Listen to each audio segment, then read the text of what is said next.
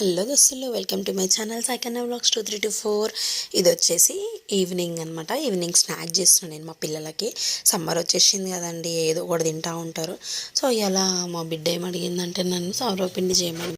సర్వపిండికి ఏమేమి కావాలో అని అయితే నేను ప్రిపేర్ చేసుకున్నాను.